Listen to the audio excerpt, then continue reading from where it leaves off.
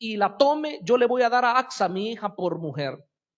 Y viene y se levanta Otoniel, ¿verdad? Otoniel como un joven valiente, y dice que era hijo de un hermano menor de Caleb, o sea que era sobrino de Caleb. Dice que se levantó y fue a aquella ciudad, la combatió y la conquistó. Desde ese tiempo podemos ver que que Otoniel era un hombre de entrega, un hombre de decisión, un hombre de firmeza, y que Dios estaba con él, como lo vamos a ver en el mensaje de hoy. Veamos entonces en primer lugar que un verdadero libertador conoce el estado del pueblo. En este caso, habemos aquí pastores, ¿verdad? Y qué bueno que hoy estamos.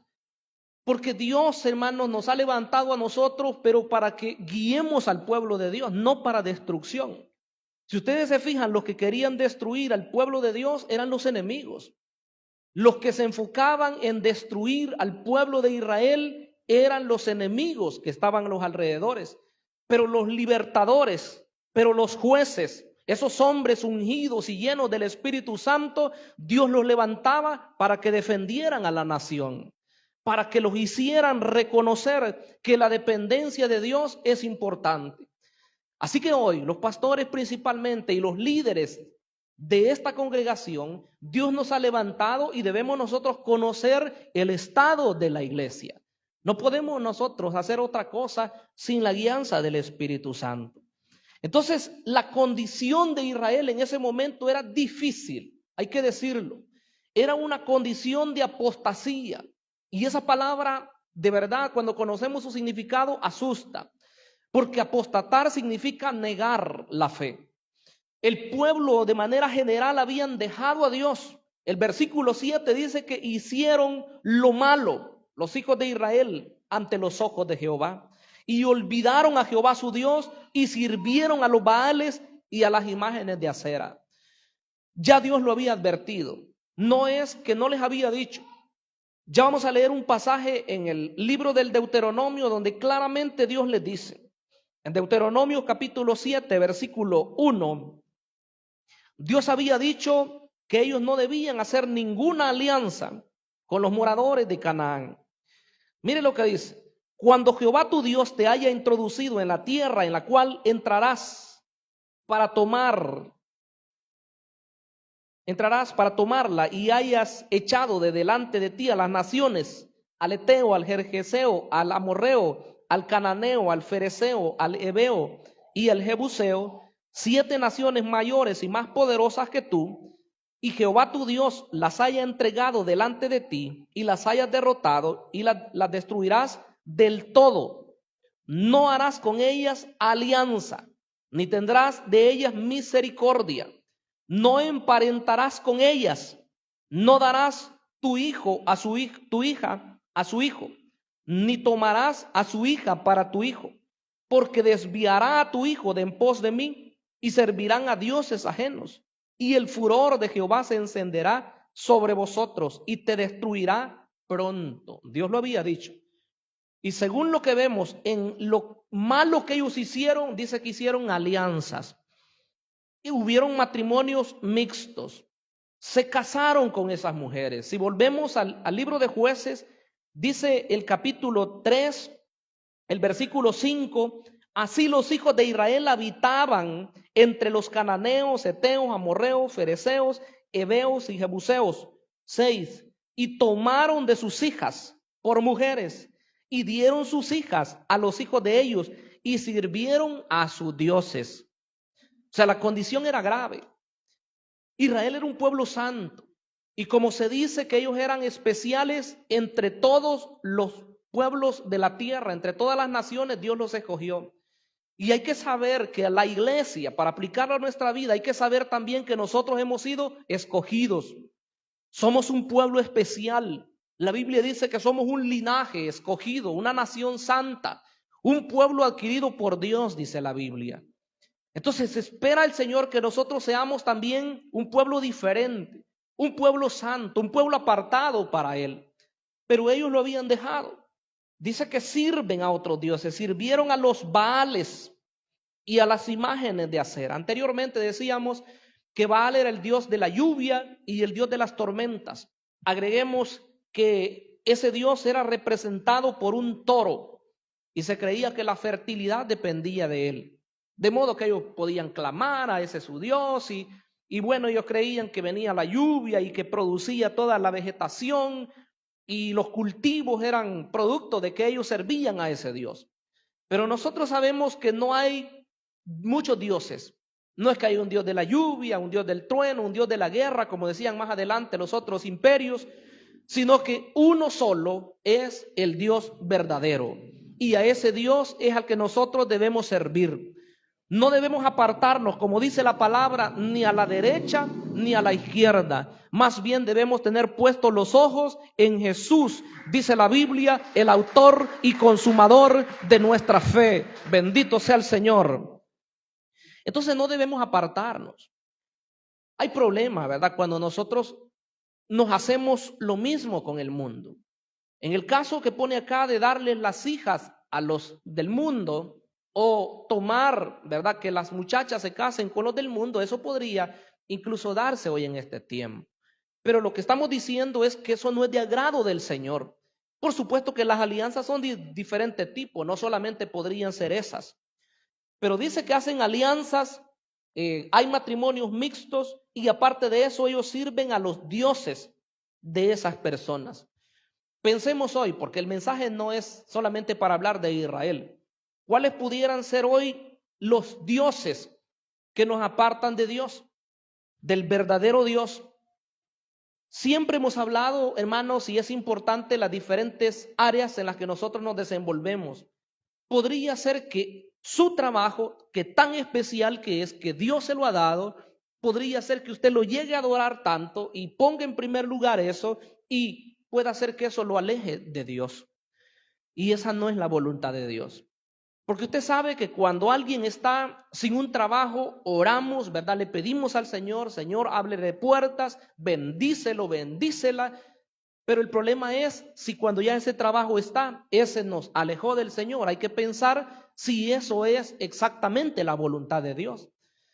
Porque hemos conocido casos, hermanos, en los cuales se ora y la persona obtiene ese empleo y la persona incluso hasta sube de nivel, comienza a tener ingresos más que los que tenía antes, pero ¿a costa de qué? A costa que ya no se le ve en la congregación. Eso no es la voluntad de Dios. El trabajo es una bendición y la Biblia dice que hay que trabajar, pero lo que debemos tener cuidado es que eso no nos vaya a servir de impedimento, porque entonces estaría en lugar de Dios. ¿Qué más podría ser lo que nos aparte a nosotros y que se puede volver un Dios? Podría ser la misma familia. Podría ser, ¿verdad?, que estimamos tanto a un hijo, que estimamos tanto a un tío, a un primo, a un padre, a quien sea, y le dedicamos más nuestro tiempo a esa persona que servir al Dios verdadero. Si usted es consciente, sabemos que todo el tiempo, la mayor parte del día, la dedicamos a diferentes cosas. Pero el tiempo que se le dedica a Dios es corto. Claro, cuando reunimos especialmente, ¿verdad?, para adorarle. Porque en casa usted puede leer, en casa usted puede orar, en casa usted puede hacer otras cosas. Pero en este lugar nos reunimos para darle la alabanza al que vive para siempre. El lugar de Dios no lo ocupa el trabajo. El lugar de Dios no lo ocupa un familiar. El lugar de Dios no lo ocupa un vehículo. Hay personas, hermanos, que el día domingo, y pongo el domingo por poner un ejemplo, están ahí, ¿verdad?, en su vehículo y lo lavan tan así con cuidadito, ¿verdad?, y que quede bien nítido, bien chasneado, dicen, ¿verdad? Y ahí, ¿verdad?, su vehículo, pero a la iglesia no van. Ese es un problema. La verdad es que nosotros debemos saber que el lugar que le pertenece a Dios no lo ocupa nada. No lo ocupa ni el trabajo, ni un familiar, ni un vehículo, ni una casa. Por muy bonita que la tengamos o nos sintamos bien en estar ahí, no lo debe de ocupar. El lugar primero es del Señor. El lugar primero es de aquel que nos ha salvado y nos ha dado la vida eterna. ¿Cuántos estamos de acuerdo, hermanos? Qué precioso adorarle. No le quitemos el primer lugar, porque estoy seguro que muchos estábamos pensando ya, ¿verdad? Yo no me he casado con alguien así, ¿verdad? De afuera ni le he dado mis hijos o mis hijas a nadie, así que yo estoy bien. Cuando nosotros nos alejamos de Dios por alguna situación, entonces quiere decir que estamos también dejándole a Él. Así como dice acá que ellos hicieron lo malo y se olvidaron de Jehová su Dios y sirvieron a los Baales y a las imágenes de acera, los dioses de este tiempo, y pudiéramos seguir con una lista, ¿verdad?, grande, la cual nos hace que nos apartemos. Ustedes saben muy bien que el deporte es saludable, pero ¿qué tal si un partido de fútbol nos impide a nosotros el venir a la congregación? ¿Verdad? Hay gente que practica deporte, y si un deporte le va a servir para alejarse de Dios, ya es su Dios. Falso, por supuesto, ¿verdad? Porque un partido le va a chocar, ¿verdad?, con el culto que tiene, y dice, ¿qué hago aquí? Pero si soy el goleador, ¿verdad? Pero si soy el que es el capitán del equipo, ¿quién es Dios? ¿Verdad? ¿Es el fútbol o es el Dios verdadero? Habría que pensar bien, ¿verdad? ¿Qué es lo que vamos a decidir? Entonces, ellos hicieron lo malo ante los ojos de Dios. Pero cuando esto pasa, si la persona no obedece, si dice, no, pero es que yo pues cuando puedo me congrego, ¿verdad? Es que yo ya sé cómo es que tengo mi vida ordenada, ¿verdad? Y hasta tratamos de defender, ¿verdad? Que conozco lo que la Biblia dice. No, cuidado, porque si seguimos en esa misma forma, Dios va a permitir que venga una situación a la vida donde entonces vamos a llorar y vamos a pedir quizás que, no, yo quisiera, ¿verdad?, que abran más cultos. ¿Y por qué no hacemos 2, ¿verdad?, en domingo? Nos podemos volver más solícitos, ¿verdad? El decir, no, pero ¿y por qué muy poquito? Y que de casualidad no habrá una misión para otro lugar. Pero no permitamos que Dios nos vaya a apretar, ¿verdad? Y que reconozcamos en ese momento difícil que de verdad estamos equivocados. Porque mire lo que pasó. La segunda parte habla acerca de que un verdadero libertador sabe que Dios corrige el pecado. Si nosotros estamos pensando que Dios va a dejar algo sin castigo, estamos equivocados. Porque la misericordia de Dios es grande, pero cuando hay arrepentimiento. Si el pecado está ahí, está oculto o está visible, como sea, pero si no hay arrepentimiento, viene el juicio de Dios. Según el versículo 8 dice que la ira de Jehová se encendió contra Israel y los vendió en manos de este rey, ¿verdad? Cusar-Risataim, rey de Mesopotamia. Más abajo dice que era rey de Siria, está al norte de Israel. Toda esa parte era conocido como la Mesopotamia, tierra entre 2 ríos, quiere decir. Entonces, los dejan. Vinieron esos ejércitos, los conquistan, y dice que pasaron 8 largos años oprimidos. Lo dije en la parte introductoria. Cuando nosotros estamos en una situación pueden ser días, pero uno siente que nunca pasa. Si son semanas, ya se complica. Piense si son meses. Y si fueran años en el problema, en la situación, qué difícil. Pero Dios, hermanos, Él permite muchas veces una situación para que le reconozcamos, para que entendamos que Él ocupa el primer lugar. La iglesia hoy en día podría también estar en alguna situación. Podríamos nosotros estar impidiendo ¿qué? El fluir del Espíritu Santo. Pudiéramos estar impidiendo la bendición de Dios, materiales o espirituales. Pudiéramos estar nosotros enfrentando diversos problemas a causa de haber abandonado a Dios. Reflexionemos, ¿verdad? Porque los mensajes no son de destrucción, repito, lo dije al principio. Los mensajes más bien son para orientarnos acerca de lo que Dios quiere de nosotros. La condición de Israel en el tiempo de los jueces no era lo mejor. Creo que nosotros no deberíamos anhelar el estar en esas condiciones porque son tiempos difíciles. Son tiempos de llorar, son tiempos de enfermedad, son tiempos de problemas, son tiempos de angustia.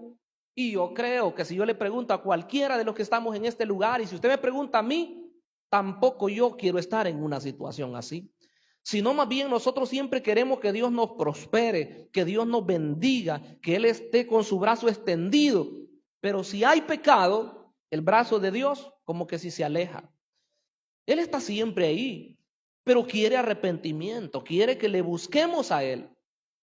Quisiera pasar a la tercera parte, donde se dice que el verdadero libertador ve la necesidad de un pueblo también. Porque la parte primera del versículo 9 dice: entonces clamaron los hijos de Israel a Jehová cuando estaban en opresión, cuando estaban angustiados, cuando estaban llorando, cuando estaban con esos 8 años ya. Se acordaron que Dios es el Dios todopoderoso. Porque como leíamos al final del capítulo 2, dice que ellos abandonaron a Dios y se olvidaron que Él era el que los había sacado de la esclavitud de Egipto. Cuando usted oiga estos mensajes, no diga: estos hermanos son bárbaros, ¿verdad? Nos predican así bien que estamos en pecado o que estamos mal. No, cuando oigamos estos mensajes, acordémonos lo mal que estábamos en el mundo. Acordémonos lo que sufríamos allá. Acordémonos los desprecios que nos hacían, que nos tenían de menos. Pero Dios nos tiene hoy en un lugar de honra. Hoy somos un pueblo especial que hemos sido lavados con la sangre del Cordero de Dios. Hoy somos diferentes, hermanos. Y si somos ese pueblo especial, quiere decir entonces que Él quiere que nosotros le sirvamos a Él. Lo precioso es que aunque hayamos actuado mal, que aunque hayamos hecho el pecado, mire lo que Dios hace. Cuando el pueblo clama, según Jeremías 33:3, que es un pasaje conocidísimo, dice: si mi pueblo se humillare. Mire lo que dice el 33:3. Clama a mí y yo te responderé y te enseñaré cosas grandes y ocultas que tú no conoces. Entonces, ¿cuándo es eso? ¿Cuándo están en aflicción? Porque Jeremías estaba ahí en el lugar donde lo habían puesto prisionero. Estaba cautivo no porque fuera malvado, sino porque le había hablado la verdad a Israel mismo, a Judá. Y lo pusieron ahí, ¿verdad? En una prisión preventiva. Ahí estaba, pero la mano poderosa de Dios, que siempre se va a manifestar, le dice: clama a mí y yo te voy a responder. Te voy a enseñar cosas grandes y ocultas que tú no conoces todavía. Y en 7:14 del segundo libro de las Crónicas, dice: si se humillaren mi pueblo, sobre el cual mi nombre es invocado, y oraren y buscaren mi rostro y se convirtieren de sus malos caminos, entonces yo iré desde los cielos y perdonaré sus pecados y sanaré su tierra. El Señor no quiere consumir a su pueblo. Él quiere restaurarlo. El objetivo siempre, hermanos, aunque Dios hable fuerte, aunque Él nos hable y nos quiera corregir, y de hecho que lo hace porque es Padre, Él quiere siempre un bienestar para nosotros. Espera que estemos cerca de Él, espera que permanezcamos ahí, porque el enemigo nos quiere alejar, el enemigo quiere que nosotros no disfrutemos de su bendición. Usted dirá: no, pero yo me voy a mantener, yo quiero llegar hasta el final. Sí, está bien. Pero no solamente usted espere disfrutar allá en el cielo, sino más bien disfrutemos de las bendiciones que Dios puede darnos acá en la tierra. Yo creo que sí, el gozo más grande será estar en la patria celestial. Pero ¿de qué serviría que nosotros, digamos, somos hijos de Dios y en esta vida, hermanos, una tras otra, y nos viene un sinfín de cosas y entonces, pues, y el disfrute en el Señor? Hay momentos de dificultad, estamos conscientes, pero nosotros debemos saber que esos momentos son para un propósito. No es que toda la vida el creyente va a vivir, ¿verdad?, en esa forma, porque Dios no se agrada de oprimir o de que alguien esté ahí, ¿verdad?, en su situación difícil. No, hay que buscar al Señor. Y en cuarto, quiero que veamos que un verdadero libertador guía al pueblo hacia Dios. Y para mí esta es la parte más representativa del mensaje de hoy. Dice que Jehová levantó a un libertador. En la parte segunda del versículo 9 dice: y Jehová levantó un libertador a los hijos de Israel y los libró. Esto es a Otoniel, hijo de Cenaz, hermano menor de Caleb. Este libertador era un hombre especial. Y yo quiero decir que cuando Dios pone la mirada en alguien es porque quiere usarle. Cuando Dios llama a alguien es porque quiere hacer algo impresionante con él y a través de él. Porque cuando nosotros somos servidores de Él, mis estimables hermanos, somos los primeros en disfrutar de la presencia gloriosa del Espíritu Santo. En lo que tengo acá, yo quisiera enfocarlo en la parte de la guianza del Espíritu. Porque se dice de estos hombres, de estos jueces, casi de la mayoría de ellos se dice que el Espíritu de Dios venía sobre ellos. La obra que ellos hicieron no era porque fueran muy hábiles ellos en la parte humana, sino más bien era porque el Espíritu de Dios los usaba. Nosotros debemos saber que sin Cristo nosotros no éramos nada. Sin Cristo no dábamos la medida, ninguno de nosotros, pero Él nos ha llamado a su santo evangelio, nos ha saturado con su Espíritu Santo y hoy somos instrumentos especiales en sus manos. Debemos ser dependientes del Espíritu Santo de Dios. ¿Cuántos estamos de acuerdo en esta noche, hermanos, a dejarnos, pero dejarnos guiar de verdad por el Espíritu Santo de Dios? Dice que Otoniel fue investido con el Espíritu. El versículo 10 dice, y el Espíritu de Jehová vino sobre él y juzgó a Israel y salió en batalla. Le voy a citar otros ejemplos. Dice en el capítulo 6, versículo 34 de este mismo libro de Jueces. 6:34 dice, entonces el Espíritu de Jehová vino ¿sobre quién? Vino sobre Gedeón. Y cuando éste tocó el cuerno, los abiezeritas se reunieron con él. Usted sabe la historia de Gedeón, que él comienza a decirle a Dios, ¿verdad? Y a ponerle varias pruebas y no quería, porque como muchos de nosotros, así sentimos cuando Dios nos llama, nos sentimos indignos. Pero Dios le hizo ver que era alguien en el cual él quería glorificarse. Y el Espíritu de Dios dice que viene y cuando él toca un cuerno, o sea, una trompeta de esos tiempos, dice que se reúne todo el ejército ya con él, toda la gente que le iba a acompañar. Nosotros, pues debemos saber que sin el Espíritu de Dios nosotros no somos nada en el sentido espiritual, ¿verdad? Podríamos ser personas normales, con profesiones o con muy bien, hablando económicamente, pero el Espíritu Santo es el único que nos capacita para hacer su obra. Si hoy predicamos, si hoy enseñamos, si hoy ministramos, si hoy cantamos, si hoy le servimos, es gracias a que el Espíritu Santo nos ministra constantemente. Qué precioso, hermano, es ser guiado por el Espíritu Santo de Dios. ¿Cuántos queremos seguir en esa línea, hermanos? Qué precioso es disfrutar del Espíritu de Dios. Pero no solamente Gedeón, también a Jefté en el 11:29, dice la palabra, 11:29, mire lo que dice, y el Espíritu de Jehová vino sobre Jefté, y pasó por Galaad y Manasés, y de allí pasó a Mizpa de Galaad, y de Mizpa de Galaad pasó a los hijos de Amón. Ahí estaba el Espíritu Santo asistiéndolo.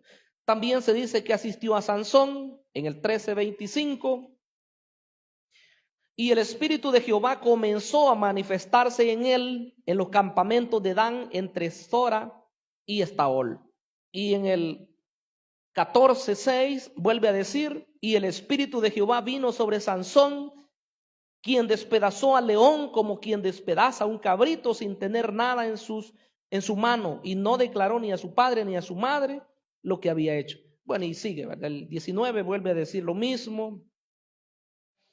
Y el Espíritu de Jehová vino sobre él y descendió a Ascalón y mató a 30 hombres de ellos. Lo que quiero que vea es que lo que los jueces hacían era porque el Espíritu de Dios venía sobre ellos.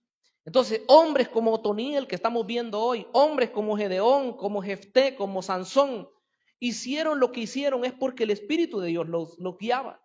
Hoy quisiera yo mencionarlo en dos vías.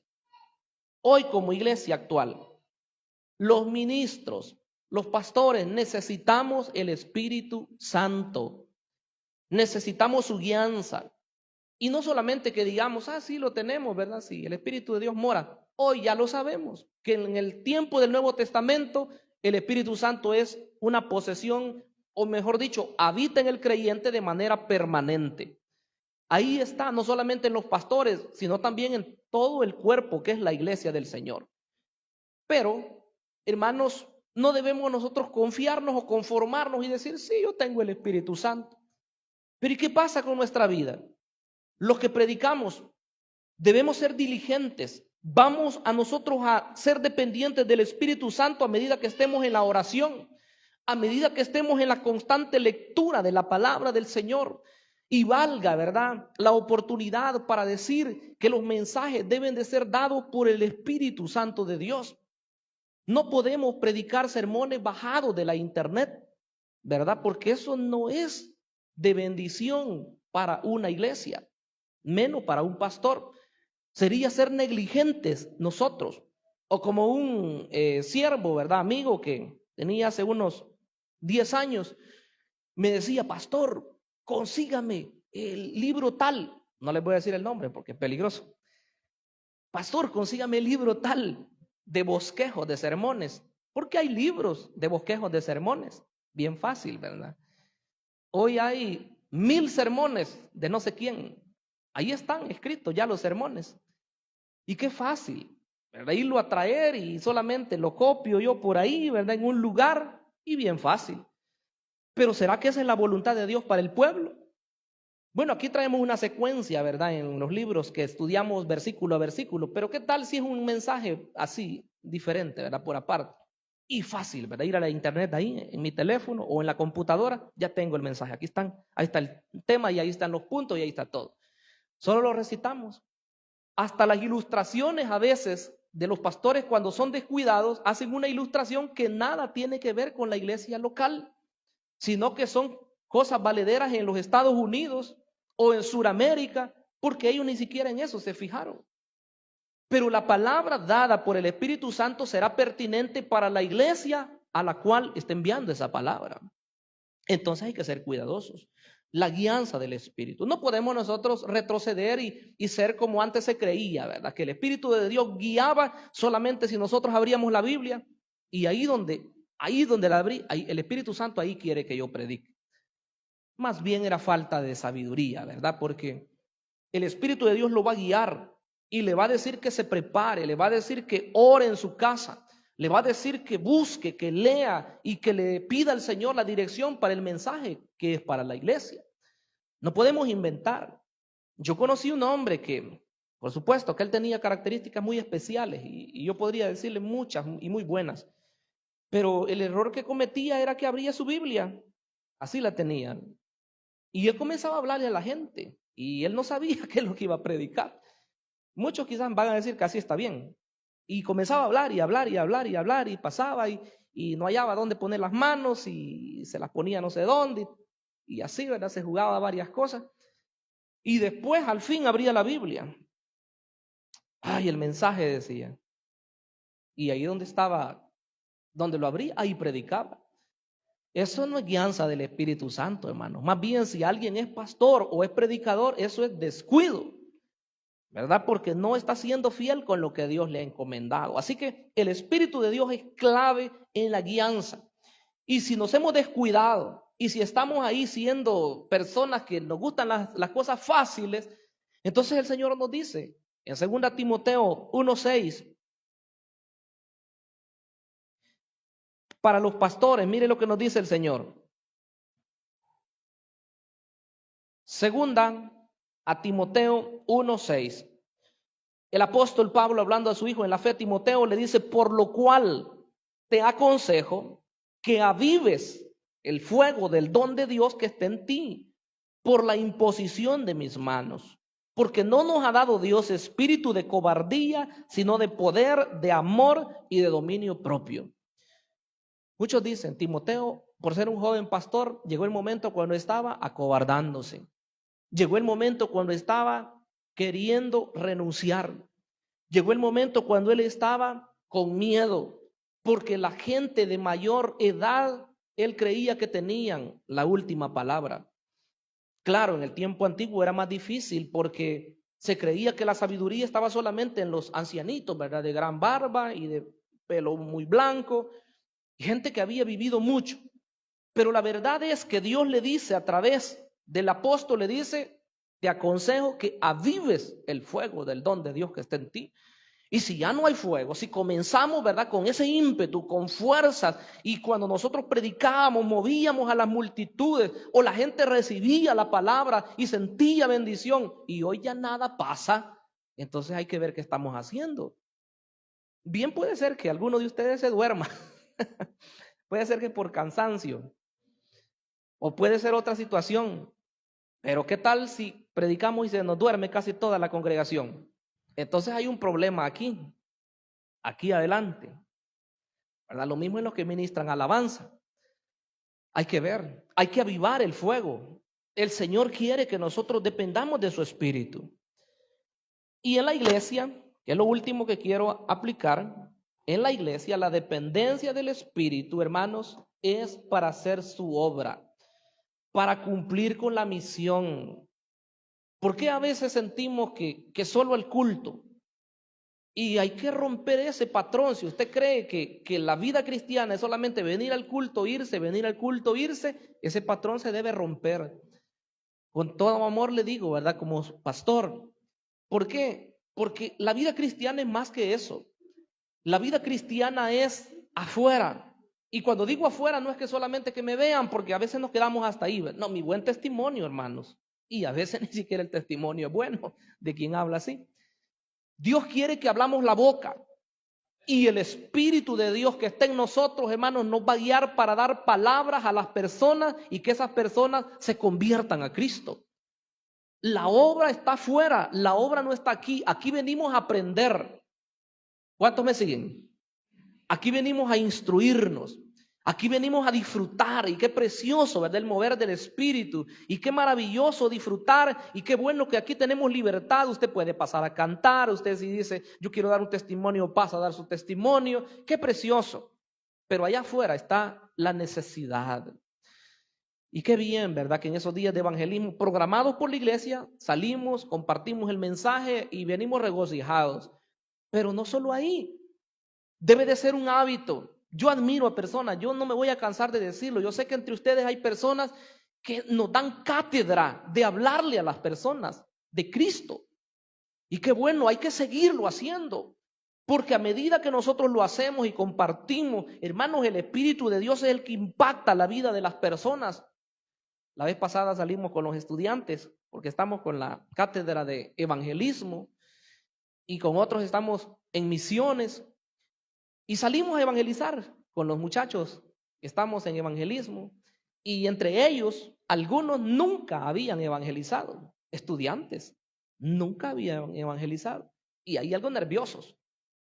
Pero salimos, cuando veníamos de regreso, ¿qué cree que fue lo que pasó? Venían ellos encantados, venían admirados también, porque me dijo uno de ellos, mire, pastor, yo nunca había salido a evangelizar, pero mire qué bonito, me dice, me contó una experiencia.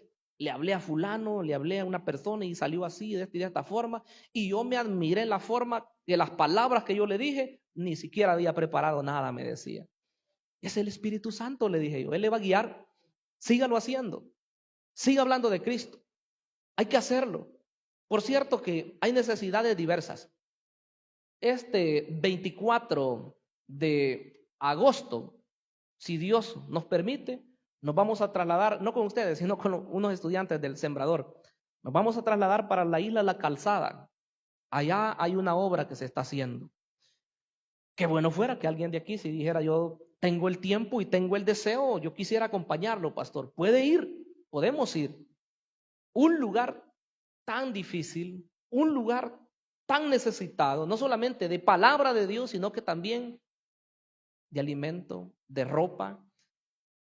Los estudiantes ya se rebuscaron, ya tienen ahí toda su ropa, han preparado víveres que van a llevar allá y ya hay equipos de trabajo para atender a mujeres, para atender a niños, para atender a hombres. Vamos a ir a ese lugar. Hoy nos van a llevar al lugar más difícil de accesar. Y dicen ellos, ahí está la verdadera necesidad. La misionera que trabaja ahí, pues es la guía. Así que vamos para allá. Y hay que seguir predicando. Si nosotros salimos aquí cerca, nomás como iglesia, hagámoslo, ¿verdad? Y luego cuando hayamos evangelizado lo más cerca, entonces nos vamos a movilizar más lejos con los hermanos que tienen vehículos, como Dios se los ha dado, ¿verdad? Y están ahí los hermanos rebosando de alegría y de bendición. No hay problema, nos trasladamos con los hermanos más lejos y evangelizamos. Y si se convierten las personas, también sé que los hermanos están dispuestos para ir y decir, hermano, no se preocupe, yo voy a traer a esas personas que están ahí por guaje, por joyas. Y si nos vamos en este sector también, ¿verdad? Los que estén por allá Santiago, Texacuangos o más lejos, yo voy a ir a traer a esos hermanos. Esa es la obra de Dios, hermanos. Esa es la obra. El Señor quiere que nosotros estemos motivados y que el Espíritu de Dios sea nuestra guía y que todo lo que hagamos sea con el objetivo de ver personas transformadas por el poder de Dios. A nosotros alguien nos habló. Si no hubiera habido alguien que nos llegara, nos hubiéramos muerto así y nos hubiéramos ido a la condenación. Pero Dios ha sido bueno con nosotros. Bien, quiero que oremos al Señor. Cierre sus ojos y démosle gracias. Padre amado que estás en los cielos, oh mi Rey, mi Dios, tú eres grande, tú eres maravilloso, Señor. Te agradecemos por tus bondades infinitas. Te agradecemos, Señor, porque tu fidelidad, mi Dios, nos ha alcanzado. Y si hoy somos parte de tu pueblo, Señor, si hoy somos parte de los que avanzan, expandiendo el reino de Dios, es porque tú nos has llamado, Señor. Es porque tu Espíritu Santo nos ha llenado de tu amor, oh Dios. Y tú nos guías, nos impulsas cada día más a poder hacer tu obra, Señor. Te pedimos que nos des las fuerzas. Te pedimos que nos des la sabiduría también, Señor, para hablar a las personas.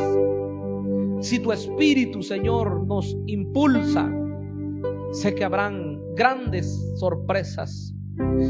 Quedaremos maravillados al ver la obra preciosa que tú haces, Señor. Oh Dios mío, muévete en nuestras palabras, ya sea predicada o hablada, Señor, a las personas, que haya un impacto. Yo oro por tu iglesia, Señor, que los satures a cada uno, Señor, a cada una de las hermanas, a cada uno de los hermanos, a los jóvenes, a todos los que hacemos tu obra, Señor, pues tú eres el dueño de esta obra bendita. Mi Rey eterno, glorifícate, haz una obra, hazla, mi amado Dios, te lo suplico, en el nombre maravilloso de Jesucristo. Que seamos libertadores también, que vayamos donde las personas que están esclavas por el mundo, y que así como aquellos hombres dieron reposo a la nación, que también nosotros traigamos a las personas a tu reposo, mi amado Jesús.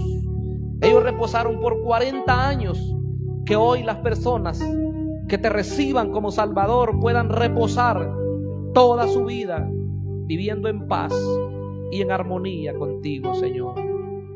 Gracias, mi Señor, en el nombre de Jesucristo.